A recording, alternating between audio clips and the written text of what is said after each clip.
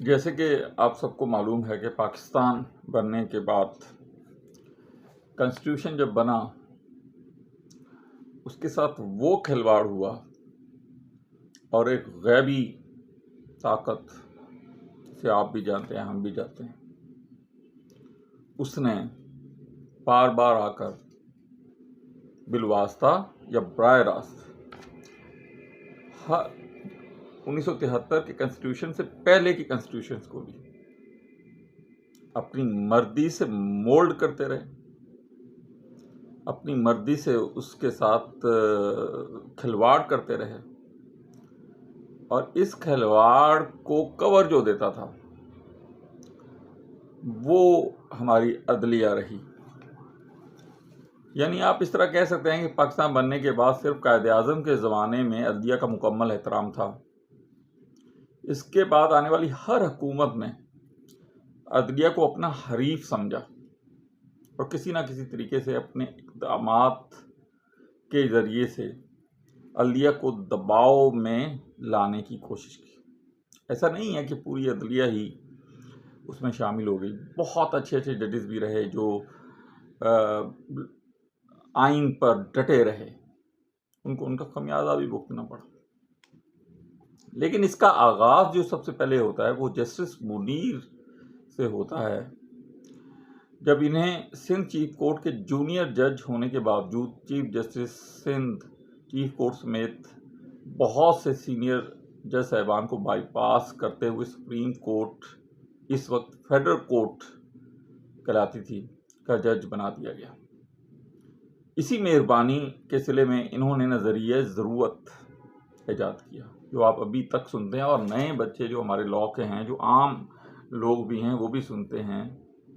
Theory of necessity या नज़रिया ज़रूरत, ये ईजाद किया जस्टिस मुनीर ने, जो सिंध चीफ कोर्ट रूल, उस वक्त Sindh high court Sindh chief court rule कराती थी और उनको बहुत से जूनियर जजों से ऊपर लाया गया और उसके बाद उनको फेडरल कोर्ट, जो आजकल चीफ सुप्रीम कोर्ट कहलाती है, उसका जज बना दिया गया उन्हें।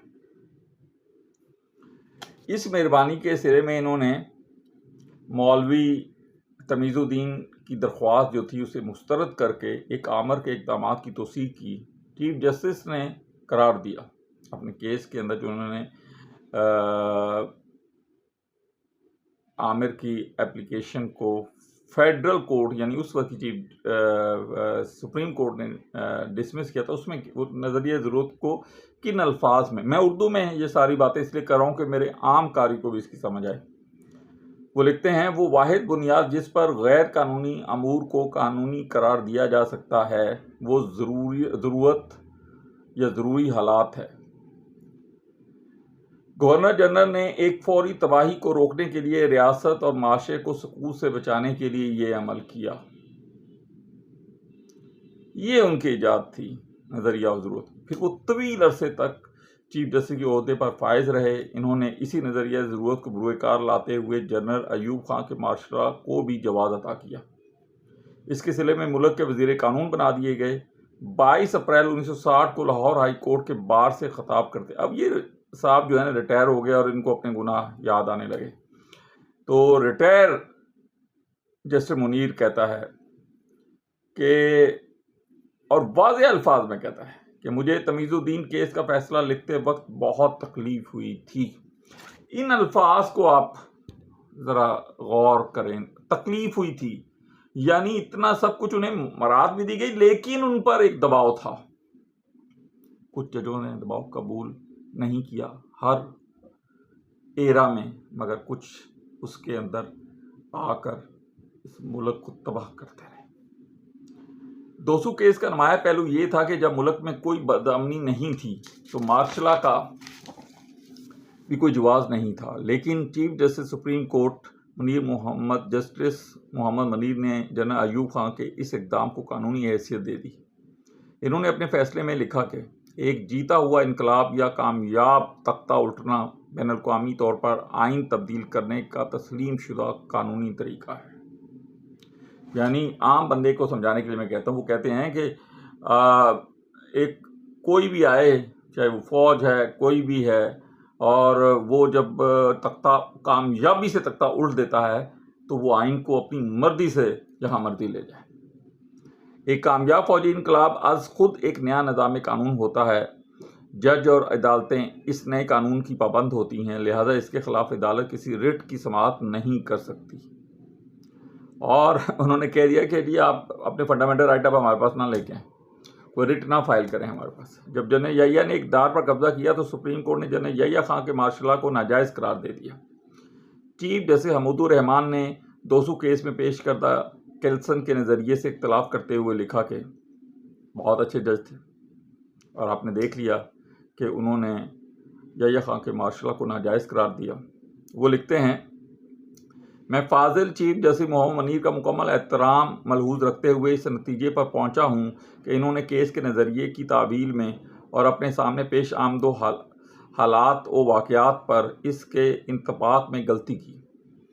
इन्होंने जिस असूल को पेश किया इसे बिल्कुल हक बजानिब करार नहीं दिया जा सकता। ये कहना दुरुस्त नहीं कि मार्शल लॉ के ऐलान के साथ ही अज खुद लाज़िमा मुसल्लह फ़ौज के कमांडर को ये इख्तियार मिल जाता है कि वो इस दस्तूर को मनसूख कर दे जिसका तहफ़्फ़ुज़ इसका फ़र्ज़ था। पाकिस्तान में अदलिया पर हुकूमत दबाव और हुकूमत के साथ आमद की बेमिसाल मसाले हैं, बहुत सी मसाले हैं। जुल्फ़िकार अली भुट्टो ने आइन में तरमीम करके अपने पसंदीदा जजों को आला ओहदों पर फाइज किया। इन्होंने सुप्रीम कोर्ट के चीफ जस्टिस की मुद्दत 5 साल और हाई कोर्ट के चीफ जस्टिस की मुद्दत 4 साल कर दी और जजों से कहा कि इन्हें ये फैसला पसंद नहीं तो वो रिटायर हो जाएं।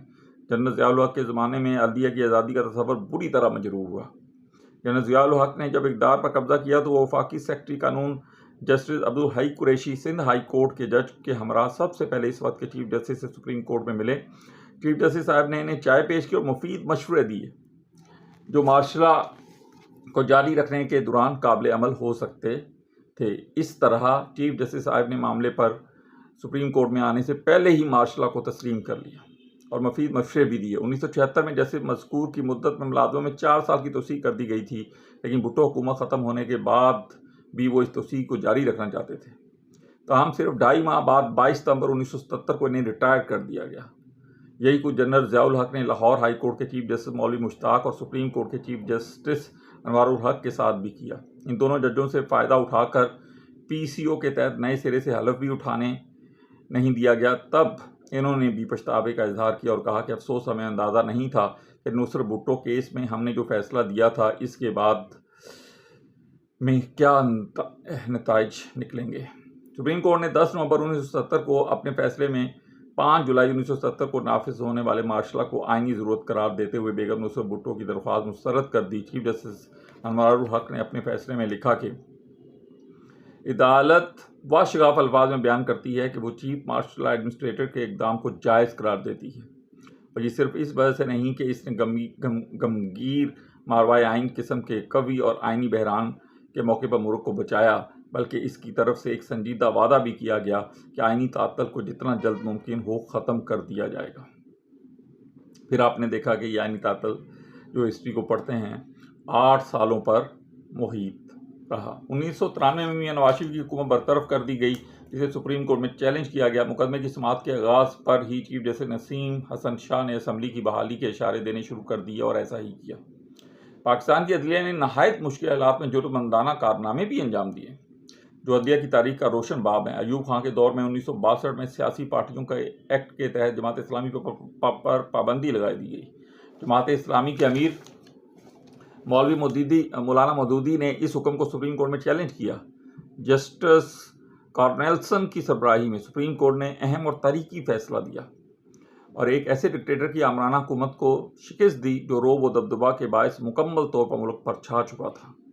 इसी दौर में जस्टिस रुस्तम कियानी की शख्सियत जुर्रत और हक गोई का पैकर बनकर सामने आई और मुल्क में तहलका मच गया। इनकी जुर्रतमंदाना हक गोई के बहुत से वाक़यात हैं जिनका अहाता करना हमारे इस लेक्चर में मुमकिन नहीं है, लेकिन अयूबी आमदियत के सामने नहीं झुके। चीफ जस्टिस सैयद शहजाद अली शाह ने भी बेनज़ीर भुट्टो मियां नवाज शरीफ के दौर में हुकूमती दबाव में आने से इनकार कर दिया और आज़ादाना और तारीखी फैसले दिए। मियां नवाज शरीफ के दौर में जब सुप्रीम कोर्ट पर हमला हुआ तो अदलिया ने अपने इदारे के वक़ार की पामाली में कोई मुतफ़िक़ लाएअमल इख्तियार करने के बजाय मुल्ज़मों को बरी कर दिया क्योंकि वाक़यात का कोई गवाह नहीं था। अदालत उस्मा ने वीडियो फिल्मों, अखबारी तस्वीर और ख़बरों को बतौर गवाह तस्लीम करने से इनकार कर दिया। बाद में एक मौके पर जस्टिस सैयद-उज़-ज़मा सिद्दीकी ने ये रिमार्क्स दिए कि हमें ये बात मान लेनी चाहिए कि अवाम ने सुप्रीम कोर्ट हमला केस में हमारा फैसला कबूल नहीं किया।